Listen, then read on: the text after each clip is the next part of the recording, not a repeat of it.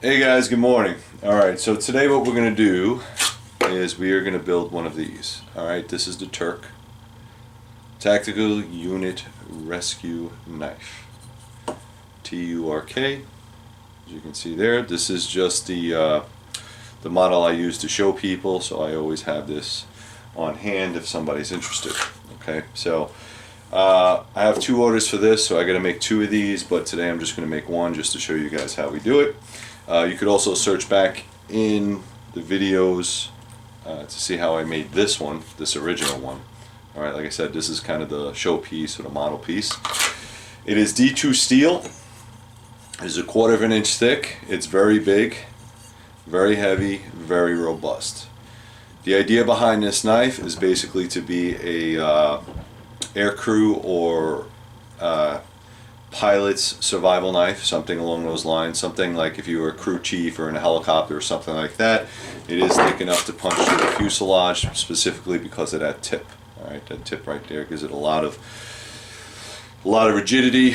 You're able to break into steel, that kind of stuff. Also, on the back of this knife, you have a 1-inch lanyard loop right there, so it doesn't have to be paracord. You can use military lashing or lashings, or like if you ever seen an old Alice pack, something like that, you can get 1-inch belts, 1-inch buckles, and same stuff, so you can use it. So I made it specifically wide for that. It does have a guard. All right, and back here is not necessarily a saw, but if you were a down pilot somewhere and you need to make traps, this makes it very easy to rub away that kind of wood or anything like that if you needed to. And of course it has a hollow grind, so very good for slicing and cutting. It's not necessarily a combat tactical knife, but if you were somebody that was in some type of helicopter or air crew or even a vehicle crew that wouldn't mind having this type of knife on them, I highly recommend it. So that being said, this is kind of the only knife in my on the website that I make like this. Okay, I don't have that many of them. I think I have about 15 left. So if you're interested in this, go up to threeriverblades.com and get one now. Okay, the only thing that I'm able to change on these knives is the color of the handle and the color of the sheath. Okay, there's not going to be any other type of modifications. Once you get it, it's yours. You do what you want with it. If you wanted to have it in a satin finish as opposed to a sandblast finish or subdue, this is what subdue looks like. Alright, this is the subdue part, and this is a satin finish. Okay, if you wanted a satin finish all the way around, I could do that as well. You just pick that option on the website. Go to threeriverblades.com. So what we're going to do is we are going to set this knife up. This is my blank. I get all my blanks water jetted. Now,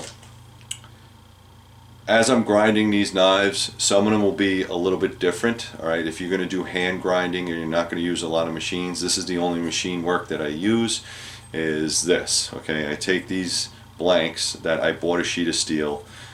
I get as many as I can out of that sheet of steel, and then they send them to me like this. Okay, it's my design, I design it, I give them the CAD, they cut it out, and then they send me this instead of a big sheet of steel. Once that's done, I stamp my name in it with a big hammer and a punch. Then I send it off to heat treat. Once heat treat comes back, I get a box of these, they're ready to go. Now I sand or grind my knives already heat treated. There's 2 ways of doing it, two ways of thought. You can do it while it's not heat treated and save on some belts, but then you got to send them out to be heat treated, or you can heat treat them like this. There's absolutely no way this thing's going to warp because it's just a big 1/4 inch piece of steel. There's no bevels in there at all, so it's not going to be any type of weirdness when it comes to heat. Typically, heat treating the whole blank like this is a little bit safer bet, if you will. But now it's a hardened piece of steel that you're going to have to grind. Alright, so understand that you're going to use a lot more belts, and you got to be a lot more aware of the heat that you're putting on this. You don't want to take the temper out, you don't want to take the heat treat out, so you're constantly dipping it into water to cool it off. Okay, And that's pretty much it, guys. So that's what I'm going to do. I am going to use a liner on this. This happens to be, I think this is gray. This is gray or a light brown or tan. And then this is micarta. So what this does is it just gives it a little bit more pop. If you can see there, well, once you clear it out, you'll see. And what this will do, this is black linen micarta, I think. Yeah, black linen micarta, one piece, 12 inch by 5 inch by 1/4 inch, and Texas knife kits, or texasknife.com. That's where I get my stuff. All right, I get them all over the place. It doesn't have to be one vendor or the other. I just like that, you know, when I buy stuff like this, I buy it in multiples, and whatever is cheaper, that's what I'm going to buy. Okay, so it doesn't matter. It's all the same material. It's just whatever, whatever's on discount or whatever I can buy in bulk. That's what I'll do, because I make quite a bit of this stuff.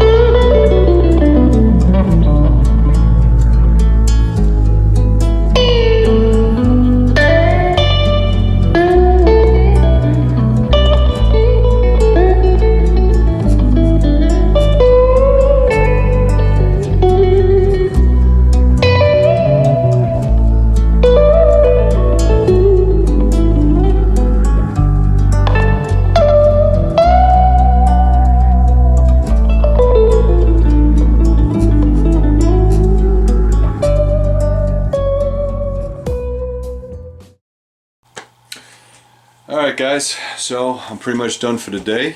I have to make a sheet for tomorrow, put on the belt attachment, and then ship it out. Just want to give you guys a close-up. I did the subdue. I did it a couple times just to make sure it's nice and subdued, and you can see that there is an edge on there, so this knife is super sharp.